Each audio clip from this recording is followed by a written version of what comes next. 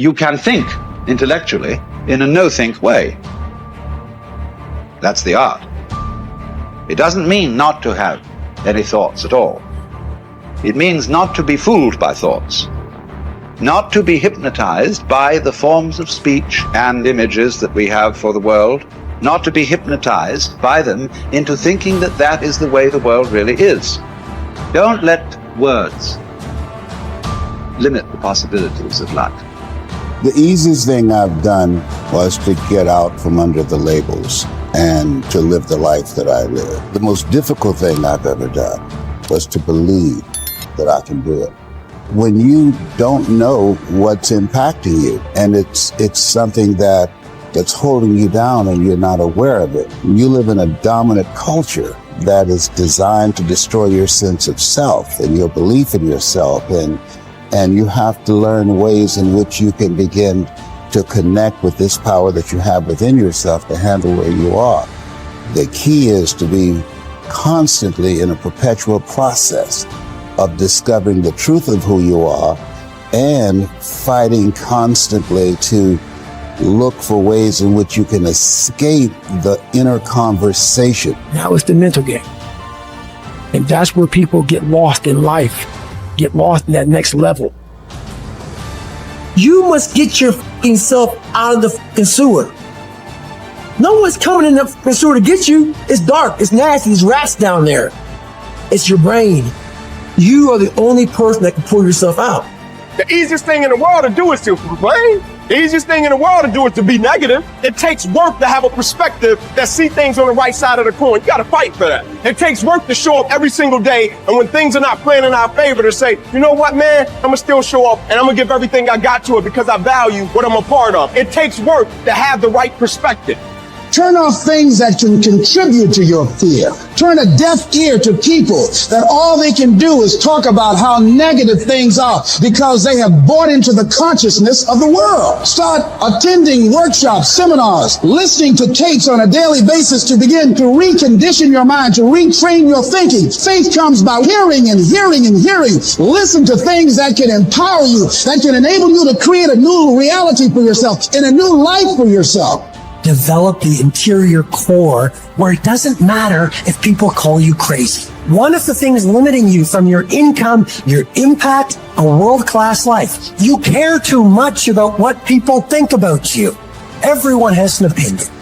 Why let the opinions of other people deny you from a life that will make history? If you are distressed by anything external, the pain is not due to the thing itself, but to your estimate of it. And this you have the power to revoke at any moment. To Epictetus, all external events are determined by fate and are thus beyond our control, but we can accept whatever happens calmly and dispassionately. Individuals, however, are responsible for their own actions, which they can examine and control through rigorous self-discipline. Suffering arises from trying to control what is uncontrollable or from neglecting what is within our power. As part of the universal city that is the universe, human beings have a duty of care to all fellow humans. The person who followed these precepts would achieve happiness. If you choose, you are free. If you choose, you need blame no man, accuse no man. All things will be at once according to your mind and according to the mind of God. Richard Wright said it best. He said, the impulse to dream has slowly been beaten out of me through the experiences of life. So when you live in a culture that is designed to destroy your sense of self, where you are marginalized, where you have a feeling of being hopeless and powerless, and you're terrorized.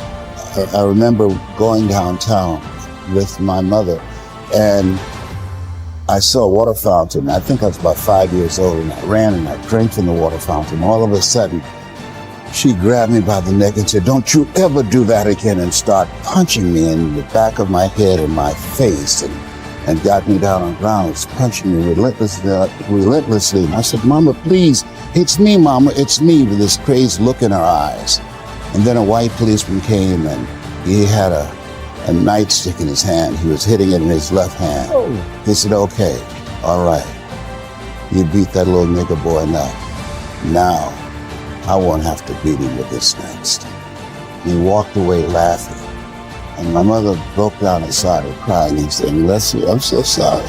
I'm so sorry. I said, Mama, why'd you beat me like that? He said, these water fountains are for white only, son. And if that cop had hit me with his nightstick, he would have to kill me. I fought him till he killed me, and I left you and your brothers and sisters by themselves to raise themselves. I'm so sorry. And the book called Learned Optimism, Silliman talk about the fact that between ages 0 and 5, we determine what's available to us and what's not available to us. And so that was a defining moment. I knew there are certain things I could not do, certain places I could not go. They used to have signs on Miami Beach that said Jews, dogs, and coloreds not allowed. And so now you have to operate within the constraints of the dominant society and the things that they've created for you. And it's a challenge to see yourself beyond that and to work to get outside of that, even after those laws have changed, because that has become so much a part of you. You unconsciously operate within the parameters of what has been put in place. Like you're driving on the expressway, the 405, and you'll get off on an exit that you weren't going in that direction, but you unconsciously did it because you've done it so many times that many people, because they're not making a conscious, deliberate, determined effort to think outside of what life has thrown at them, they end up doing the same thing over and over and over again. Einstein said that thinking that has brought me this far has created some problems that this thinking can't solve. And so through relationships, through reading, through studies, through goals and dreams beyond your comfort zone, it allows you to begin to live out of your imagination as opposed to out of your history. Disney said, the imagination is a preview of what's to come. And so as a kid, I dreamed a lot about taking care of my mother. I used to go with her to work, to clean homes, and she kept up children, and she cooked for these wealthy families. My mother could bake a sweet potato pie so good you couldn't eat it with your shoes on. You had to take your shoes off so you could wiggle your toes. And I used to look at these big, beautiful mansions and said, Mama, what is it, Leslie? When I become a man, I'm gonna buy you a big, beautiful home just like this. Oh, you don't have to do this. I said, I know, but you didn't have to adopt us either. And you did. And so I'm here with you because of two women. One gave me life, the other one gave me love. God took me out of my biological mother's womb and placed me in the heart of my adopted mother. And because of her example and my love for her and the passion that I felt in my heart, I've got to do something to make her proud. I've got to do something to put myself in position to be able to take care of her. That drove me. Nietzsche said, if you know the why for living, you can endure almost anyhow.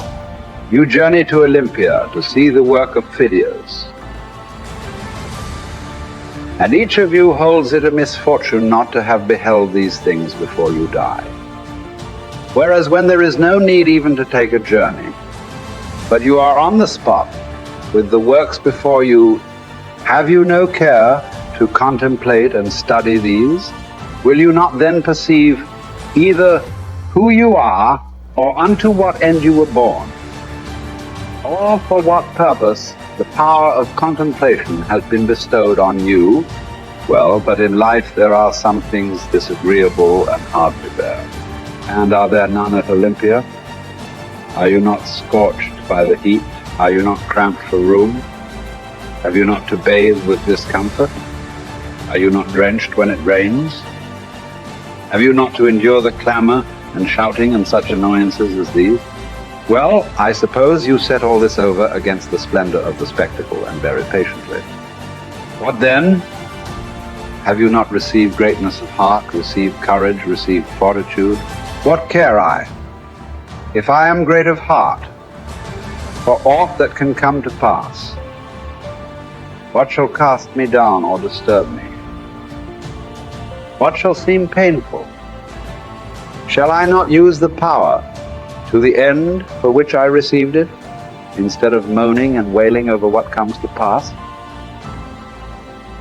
If I show you that you lack just what is most important and necessary to happiness, that hitherto your attention has been bestowed on everything rather than that which claims it most, and to crown all, that you know neither what God nor man is, neither what good or evil is, why, that you are ignorant of everything else, perhaps you may bear to be told. But to hear that you know nothing of yourself, how could you submit to that?